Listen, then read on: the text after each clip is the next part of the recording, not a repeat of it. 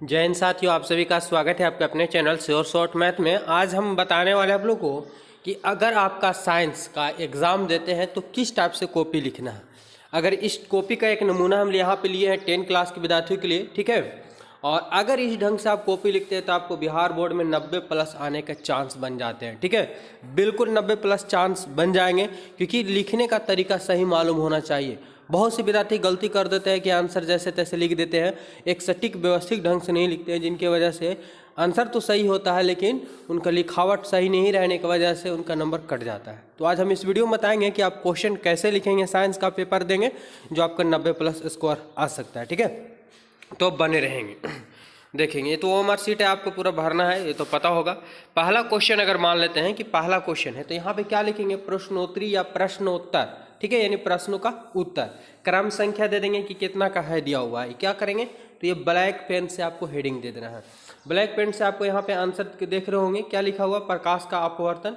इसमें 2 लाइन खींच देंगे, ठीक है, ताकि इंडिकेट हो कि इसी का आंसर दिया जा रहा है, आपको आसानी से पता चल जाएगा, ठीक है, और एग्जामिनर को भी साथ साथ पता चल जाएगा। तो चलिए हम देख लेते हैं प्रकाश का अपवर्तन।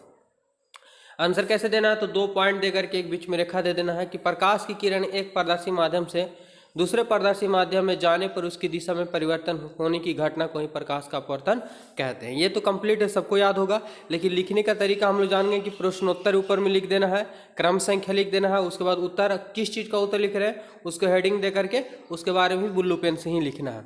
अब आगे चलते हैं। यहाँ पे है कि प्रकाश के अपवर्तन के 2 नियम है, इसी का प्रकाश का अपवर्तन उसके नियम लिखना है।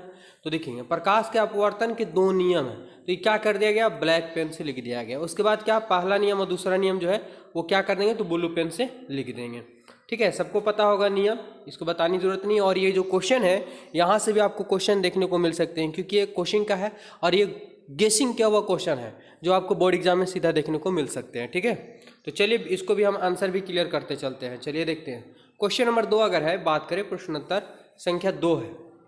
इसमें क्या क्वेश्चन है कि अवतल लेंस को अभिसारी लेंस क्यों कहा जाता है, ठीक है। तो आपको बोर्ड एग्जाम में क्या करना है, क्वेश्चन उतारने की जरूरत नहीं है, बस प्रश्नोत्तर संख्या लिख देना है, यानी 2 का आंसर या 3 का जितना भी संख्या रहेगा संख्या दे देंगे और यहाँ पे छोटा सा उसका हेडिंग दे देंगे, जैसे अवतल लेंस क्वेश्चन में अभिसारी लेंस। क्वेश्चन क्या होगा कि अवतल लेंस का अभिसारी लेंस क्यों कहा जाता है। तो देखेंगे अवतल लेंस को अभिसारी लेंस इसलिए कहते हैं क्योंकि जब प्रकाश किरण अवतल लेंस से गुजरता है तो अवतल लेंस से उसे अपसारित करने के कार्य करती है, यानी उसको क्या करता, फैलाने का कार्य करता है, इसलिए अवतल लेंस को क्या कहा जाता है तो अपसारी लेंस भी कहा जाता है। कंप्लीट है। तो देख रहे होंगे कि ये ब्लैक पेन से लिखा हुआ है, ब्लू पेन से लिखा हुआ है, यानी साफ साफ पता चलेगा कि इसका क्या आंसर लिखा हुआ है। यहाँ पे चित्र भी बना देंगे, देखें अवतल लेंस बना हुआ है और किरण क्या हो जा रहा है, फैल जा रहा है, ठीक है। चलिए अगला अगर हम बात करें तो प्रश्नोत्तर, यहाँ प्रश्नोत्तरी है, ये कोई दिक्कत नहीं है, प्रश्नोत्तर भी लिख सकते हैं, यानी प्रश्नों का उत्तर हो गया। क्रम संख्या 3 दिया हुआ है, क्या है क्वेश्चन है कि ओम का नियम लिखें। तो ओम का नियम जो है क्वेश्चन आपको लिखने की जरूरत नहीं, ओम का नियम देंगे, हेडिंग देंगे और उसके बाद ब्लैक पेन से दे देंगे, ब्लू पेन से लिख देंगे। अब देखेंगे यहाँ पे ओम का नियम सबको याद होगा कि जब किसी चालक तार है ना, तार से नियत ताप पर हो तो उसमें प्रवाहित होने वाली धारा दोनों सिरों के बीच उत्पन्न विभवांतर के समानुपाती होता है। यहाँ पे नियम दे देंगे I बराबर V बटा R होता है। ये कंप्लीट आपका हो गया। अब देखेंगे कि यहाँ पे क्या कर दिया गया, थोड़ा सा इसको ब्रैकेट बंद कर दिया गया, हेडिंग कर दिया गया, और कुछ यहाँ पे आपके पास नहीं होगा तो पेंसिल होगा, पेंसिल से हल्का हल्का इरेज कर सकते हैं, या नहीं अगर इरेज करना है तो आप खाली इसको क्या कर देंगे, एक ब्रैकेट में बंद कर देंगे। इससे क्या होगा कि हाईलाइटेड हो जाएगा और एग्जामिनर की सीधा नज़र उस चीज़ पे पड़ेगा और बिल्कुल आपको नंबर मिल जाएगा, ठीक है। अगर आप ये पॉइंट को नहीं देते हैं, सिर्फ क्या इसका डिफिनेशन लिख देते हैं तो आपको 2 नंबर जहाँ पे 1 नंबर मिलेगा, लेकिन अगर आप इसे दर्शा देते हैं तो 2 में 2 फुल मार्क मिलेंगे, नंबर आपको इसी लोग में कटता है। चलिए अगला देखते हैं। अगला सवाल है कि प्रश्नोत्तर संख्या कितना दिया हुआ, 4 है। तो क्या क्वेश्चन है कि समंजन क्षमता किसे कहते हैं। तो समंजन क्षमता किसे कहते हैं छोड़ देना, समंजन क्षमता हेडिंग हो गया। ब्लू पेन हेडिंग क्या करना है तो ब्लैक से देना है, आंसर किससे लिखना है तो ब्लू से ही लिखना है। तो समंजन क्षमता के बारे में सबको पता होगा कि जब समान आंख अपनी सिलियरी मांसपेशियों को तनाव को घटा या बढ़ाकर अथवा पास रखी वस्तुओं या साफ साफ देखने की क्षमता को ही समंजन क्षमता कहा जाता है। आगे देखेंगे इसमें क्या कि एक नेत्र की अधिकतम देखने की क्षमता जो अनंत होती है और न्यूनतम 25 सेंटीमीटर तक के होती है। तो ये क्या कर दिया गया है, दर्शा दिया गया है, ठीक है। तो बहुत ही अच्छा ढंग से आपको 1 नंबर भी नहीं कटेगा। देखिए 2 में 2 आराम से मिला हुआ है, तो आपको ये दर्शा भी देना होगा। चलिए क्वेश्चन नंबर 9 है। देखिए यहाँ पे अब यहाँ पे क्या किया हम लोग कि क्वेश्चन नंबर यहाँ देखेंगे तो क्वेश्चन नंबर 4 है। मान लीजिए कि हमको 5 नहीं आ रहा है, तो क्या हम उसके लिए पेज छोड़ देंगे? नहीं, पेज छोड़ने की जरूरत नहीं है। जो हमको आता है उसकी आंसर लिखना है पहले। अब मान लेते कि हमारे पास आंसर 9 का पता है, 5-6 का नहीं पता है, कोई बात नहीं, प्रश्नोत्तर संख्या 9 लिखेंगे और जितना भी आपको पता हो। अब आगे यहाँ पे है क्वेश्चन है ये पे कि अवतल लेंस के लिए सूत्र पूछा है। अवतल लेंस के लिए क्या है, तो अवतल लेंस का सूत्र प्राप्त करना, जो 5 नंबर का क्वेश्चन है। ये सबको पता होगा कि एक अवतल लेंस बना देना है, ठीक है। इसमें सभी को सभी दर्शा देना है और ये क्लियर भी कर चुके हैं हम ABM क्लासेस चैनल पे। नहीं है तो कहीं ना कहीं आप देख लेंगे, ये क्वेश्चन आ सकता है। अब इसमें क्या कर दिया गया है कि मान लिया गया चित्र, माना कि फोकस F1 है, पीछे एक वस्तु AB रखा गया है जो अवतल लेंस के अपसारित में उसका प्रतिबिंब ADX BDX होता है, फोकस आगे बनता है। जो भी दर्शाना है आप दर्शा दीजिए, ठीक है। ध्यान से देखते जाएं कैसे किया जा रहा है से। और चलिए, अगर ये क्योंकि यहाँ पे लंबा काफ़ी हो जाएगा, तो इसलिए हम यहाँ पे ऐसे समझा नहीं पाएंगे जब तक कि बोर्ड ना हो। और ये वीडियो अगर आपको देखना है तो ABM क्लास चैनल पर देख सकते हैं, नहीं तो आप यूट्यूब पे सर्च मारेंगे कि ठीक है अवतल लेंस के लिए अवतल लेंस के लिए दर्पण सूत्र पूछा जाएगा। अवतल लेंस के लिए सूत्र तो आपको यूट्यूब पे मिल जाएगा, कहीं भी देख सकते हैं। चलिए क्वेश्चन नंबर 9 के बाद हमारे पास मान लो कि 10 का याद नहीं, 11 का याद नहीं, तो हमको 12 का याद, तो यहाँ लिखेंगे क्या, स्टार बना दीजिए, ठीक है। प्रश्नोत्तर संख्या, प्रश्नोत्तरी यहाँ पे लिखा हुआ, कोई दिक्कत नहीं। प्रश्नोत्तर संख्या कितना लिखेंगे, 12। अब यहाँ पे एक क्वेश्चन है, रेडॉक्स अभिक्रिया किसे कहते हैं? तो रेडॉक्स किसे कहते हैं क्या है, ये छोड़ देना है आपको, रेडॉक्स अभिक्रिया लिखना है, ठीक है। अभिक्रिया शॉर्ट में क्या पूरा लिख सकते हैं, डैश देना है, तीर का चिन्ह देना है, उसके बारे में लिख देना है। अब देखिए खास बात, वीडियो में बने रहिएगा तभी आपको समझ में आएगा पूरा का पूरा, कि वह अभिक्रिया जिसमें अपचयन और उपचयन की अभिक्रिया हमेशा साथ साथ होती है, एक विशेष अभिक्रिया होती है जिससे रेडॉक्स अभिक्रिया। आप लोग पढ़े होंगे कि वैसे अभिक्रिया जो ऑक्सीकरण और अवकरण अभिक्रिया दोनों साथ साथ होती है, उसी अभिक्रिया को क्या कहा जाता है, रेडॉक्स अभिक्रिया कहा जाता है। तो ये तो सिर्फ डिफिनेशन हुआ। अब इसका एग्जाम्पल देंगे तभी आपको 2 में 2 फुल मार्क मिलेंगे, नहीं तो नंबर कटने की संभावना होती है। तो कैसे इसको क्लियर करेंगे, तो एक एग्जाम्पल ले लेंगे, ठीक है। एग्जाम्पल में क्या, CuO+H2, यानी इसमें ऑक्सीजन भी है और हाइड्रोजन भी है। अब जब इसको गर्म किया जाएगा तो क्या होगा कि कॉपर अलग यहाँ से ऑक्सीजन का हो गया, अलग हो गया, तो क्या बन जाएगा, अवकरण। और हाइड्रोजन अलग एक जगह मिलेंगे तो क्या बन जाएगा, ऑक्सीकरण। हाइड्रोजन ऑक्सीजन से संबंधित रहता है ऑक्सीकरण, ऑक्सीजन से संबंधित है तो अवकरण अभिक्रिया। तो ये एग्जाम्पल दे देंगे तो आपको 2 में 2 फुल मार्क मिल जाएंगे, ठीक है। चलिए अगला क्वेश्चन है क्या, देखेंगे। क्वेश्चन ये है कि क्या होता है जब धातु की अभिक्रिया अम्ल के साथ कराई जाती है। क्वेश्चन ये था, हम यहाँ पे क्या कर देंगे कि प्रश्नोत्तर संख्या 13, क्योंकि इसमें तो हेडिंग दे नहीं सकते हैं, तो कोई बात नहीं। देखेंगे जब धातु की अभिक्रिया अम्लों के साथ कराई जाती है तो क्या बनता है, हाइड्रोजन गैस बनता है। हाइड्रोजन गैस बनता है, इतना बोल दिए। तो इसमें आपको 2 नंबर है तो एक ही नंबर, आधा नंबर ही मिल सकता है, क्योंकि इसमें मूल रूप से क्या होता है, आपको देना पड़ेगा क्या, तो आपको देना पड़ेगा इसका एग्जाम्पल, उदाहरण। देखेंगे जब दानेदार जस्ता की अभिक्रिया हाइड्रोक्लोरिक अम्ल के साथ कराएं तो हाइड्रोजन गैस मुक्त होता है। अगर मान लेते ये आपको याद नहीं है, कोई बात नहीं, पहले हम क्या करेंगे, एक अभिक्रिया देंगे, किसके साथ है, तो धातु है, धातु को किसके साथ कर रहे हैं, अम्ल के साथ। तो यहाँ पे HCl दे दिए, H2SO4 दे दिए, किसी के साथ दीजिए, अभिक्रिया बनेगा तो H2, ठीक है, H2 ये अलग होगा। और यहीं आपको इसके बाद लिख सकते हैं कि धातु की अभिक्रिया अम्लीकरण कराने पर क्या बनता है, हाइड्रोजन गैस बनता है। फुल में फुल मार्क मिलेगा, ठीक है। 1 नंबर भी नहीं कटने वाला है, जैसे बता रहे वैसे क्लियर करेंगे। तो चलिए आगे देखते हैं अगला सवाल, 15 नंबर सवाल। क्या दिया हुआ है कि संक्षारण से बचने का 3 उपाय लिखना है। संक्षारण यानी लोहे को जंग लगने से बचाने का 3 उपाय। तो यहाँ पे आपको संक्षारण से बचने के 3 उपाय, इसका हेडिंग हुआ, ब्लैक पेन से लिख देंगे। इसके बाद उत्तर लिखना है। अब उत्तर में क्या 3 पॉइंट लिखना है, तो आप लोग पढ़ चुके होंगे कि सबसे पहले क्या करके किया जाता है, बचाया जाता है, तो रंगाई करके। तो किसी भी धातु को संक्षारण यानी जंग लगने से बचाने के लिए उस पर रंगाई कर दिया जाता है, वह धातु बच जाता है, क्योंकि वायु और नमी का संपर्क जो होता है धातु से टूट जाता है, जिसकी वजह से वो बच जाता है जंग लगने से। दूसरा है स्वयं रक्षा कवच बना करके। तो कुछ पुराने धातु संक्षारण से बचने के लिए स्वयं ही अपना रक्षा स्वच्छ कवच बना लेते हैं। यहाँ पे एग्जांपल दे सकते हैं एल्यूमिनियम, ठीक है। एल्यूमिनियम क्या करता है कि एल्यूमिनियम को खुली वायु में छोड़ देता है, एल्यूमिनियम ऑक्साइड की स्वतः परत जम जाती है, तो जंग लगने से बच जाता है। सभी धातु ऐसे नहीं होते हैं। अगला है मिश्र धातु बना करके।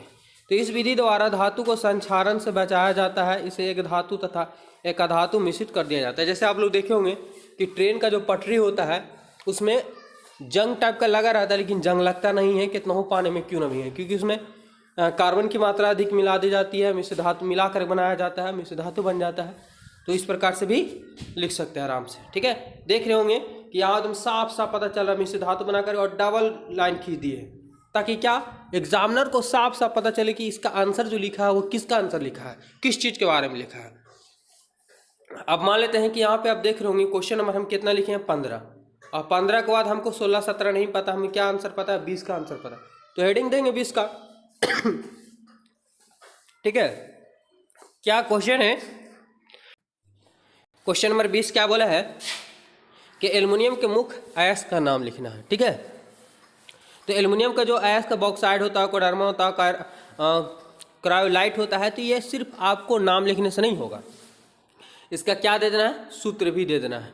ठीक है, सूत्र अगर दे देते हैं तो आपको फुल में फुल मार्क मिल जाएगा। और देखिए कितना साफ साफ पता चल रहा है, जिसको आपको हेडिंग लिखना है वो ब्लैक पेन से, और जिसको आपको आंसर लिखना है वो ब्लू पेन से। ठीक है, चलिए आगे देखते हैं अगला क्वेश्चन 22 नंबर, क्योंकि आपको पता होगा कि 30 क्वेश्चन में से 15 ही क्वेश्चन का जवाब देना रहता, तो वही क्वेश्चन का आंसर देंगे जिसको हमको सटीक पता हो, उसका एग्जाम्पल भी पता हो। अगला सवाल है कि हमारे पेट में भोजन पाचन के लिए एंजाइम की क्या उपयोगिता है। ठीक है, तो यहाँ पे ब्लैक पेन से लिख सकते हैं कि भोजन के पाचन में एंजाइम की उपयोगिता, और डैक्स दे करके लिखना है। तो हमारे पेट में वसा का पाचन विभिन्न एंजाइमों के द्वारा होता है, जैसे कि हमारे यकृत में एक पीत की थैली होती है, उनमें से स्रावित पीत वसा का पाचीकरण कर पचाने में मदद करता है, और नहीं तो लाइपेज एंजाइम में भी वसा का पाचन में महत्वपूर्ण भूमिका अदा करता है। तो जिसका डिफिनेशन है, क्योंकि बायोलॉजी है, केमिस्ट्री रहेगा तो आपको एग्जाम्पल देना पड़ेगा, बायोलॉजी है तो डिफिनेशन देना पड़ेगा। आगे देखेंगे 28 नंबर क्वेश्चन का आंसर चिपकू आंदोलन। तो चिपकू आंदोलन आराम से इसका खाली क्या कर देना, डिफिनेशन दे देना है। तो चिपकू आंदोलन सबको पता होगा कि चिपकू आंदोलन पेड़ के है ना, पेड़ पौधे के संबंध में चालू किया गया था। यह आंदोलन उत्तराखंड के गढ़वाल जिले से शुरू हुआ था, लेकिन यहाँ पे आंसर कोई दिक्कत नहीं है। क्या है कि सुंदरलाल बहुगुणा के संबंध से शुरू किया गया था। इसमें लोग पेड़ों को बचाने के लिए तथा उन्हें काटने से बचाने के लिए लोग पेड़ों से चिपक जाते थे, जिस कारण से इस आंदोलन का नाम चिपकू आंदोलन कहा गया। तो बेहद ही खास देखिए आप, इसमें थोड़ा सा नंबर क्या आधा नंबर कम मिला है, क्योंकि उसका पूरा डिटेल नहीं दिया गया। पूरा डिटेल देते कि यह उत्तराखंड के गढ़वाल जिले शुरू किया गया था। इसमें जो है महिलाएं क्या करते थे कि जो भी ठेकेदार वगैरह आते थे पेड़ पौधों काटने के लिए, तो पेड़ से चिपक जाया करते थे और कहा करते है ना कि पहले मुझे काटो तब पेड़ को काटना। इस प्रकार से वो आंदोलन सफल रहा था, और ये धीरे धीरे पूरे विश्वव्यापी आंदोलन बन गया था भारत के लिए। अगला 29 नंबर सवाल क्या है, न्यूरॉन। 5 नंबर का सवाल है, न्यूरॉन क्या है, न्यूरॉन को संरचना उपयोगिता पूरा लिखना है। तो ये क्वेश्चन आप बोर्ड एग्जाम के लिए VVI है, याद कर लेंगे। ठीक है, क्या दिया न्यूरॉन के बारे में, न्यूरॉन हमारे शरीर में जाल बिछा होता है जो संवेदनाओं को मस्तिष्क तक पहुंचाने में मदद करता है। देखेंगे एक एक पॉइंट पे थोड़ा सा फोकस करेंगे, गलती हुआ उसे हेडिंग कर दिए गए हैं। ठीक है, न्यूरॉन के बारे में संरचना है। न्यूरॉन एक देखिए तारका नहीं तारकाय होता है। तो न्यूरॉन क्या है, न्यूरॉन एक तारा है ना, तारकाय संरचना होता है जिसे साइटोन कहते हैं। साइटोन के अंदर कोशिका द्रव एवं न्यूक्लियस रहता है। साइटोन से अनेक प्रबंध निकले होते हैं जिसे डेड्रॉन कहते हैं। उनमें से एक बड़ा प्रबंध निकलता है जिसे एक्सॉन कहते हैं। फिर डेड्रॉन से और भी शाखित प्रबंध निकलते हैं जिसे डेट्राक्स कहते हैं। एक्सॉन के ऊपर एक आवरण रहता है जिसे माइलेन कहते हैं। ठीक है, माइलेंसिक कहते हैं। याद कर लेंगे, ये क्वेश्चन आ सकता है एग्जाम में। न्यूरॉन की क्रियाविधि काम कैसे करता है, देखिए क्रियाविधि लिखा गया तो डबल डेक्स कर दिया गया है ताकि दूर से ही पता चल सके। न्यूरॉन में अवस्थित डेड्रॉक संवेदनीय अंगों जैसे आँख, नाक, कान, जीभ, त्वचा, ठीक है, ये संवेदनीय अंग 5 होते हैं हम लोगों में, कि संवेदनाओं को ग्रहण कर साइटोन में देता है, जहाँ इस संवेदनाओं को विद्युत आवेग में परिवर्तित एक्सॉन से भेज दिया जाता है, जहाँ से यह दूसरे न्यूरॉन से तीसरे न्यूरॉन में पहुँच जाता है। इसी तरह यह संवेदना मस्तिष्क तक पहुँच जाते हैं, जहाँ पर मस्तिष्क इस संवेदनाओं को ग्रहण कर उचित उद्देश्य देता है, जिसके अनुसार हम कार्य करते हैं। बिल्कुल ठीक है। अब इसके बारे में क्या हुआ कि यहाँ पे तो 5 नंबर का है, तो इसके बारे में चित्र भी देना होगा। तो चित्र वेरी वेरी इंपॉर्टेंट है, याद कर लेंगे। ठीक है, चित्र आपको बना देना है, चित्र को स्क्रीनशॉट ले लीजिए और आराम से घर पे बना लीजिएगा। ठीक है, देखिए आप बहुत ही बेहतर ढंग से कलर टाइप के कर दिया गया है, जिससे एग्जामिनर को एकदम लगे कि हाँ बेहतर ही ढंग से बनाया गया है। तो आप थोड़ा बहुत जो है चित्रकारी और एग्जाम्पल के माध्यम से यानी आकर्षक बना करके एग्जामिनर को आप नंबर देने के लिए मजबूर कर सकते हैं। ये आपको कला होना चाहिए। तो इस पेपर को समझिए कि साइंस का पेपर कैसे लिखेंगे तो इसमें मेरा नंबर नहीं कटेगा। वीडियो को हो सके तो अपने दोस्तों यार के पास ज़्यादा से ज़्यादा शेयर कीजिए ताकि उनको भी बिहार बोर्ड में अच्छा साइंस में रिजल्ट आ सके। धन्यवाद। और इस चैनल पे एवरीडे साइंस, सोशल साइंस और मैथ का ऑब्जेक्टिव शाम को 7 बजे मिला है। जब तक एग्जाम नहीं होता तब तक क्लियर करवाते जा रहे हैं। हमारे चैनल से भाई ज्वाइन कर लीजिए। धन्यवाद।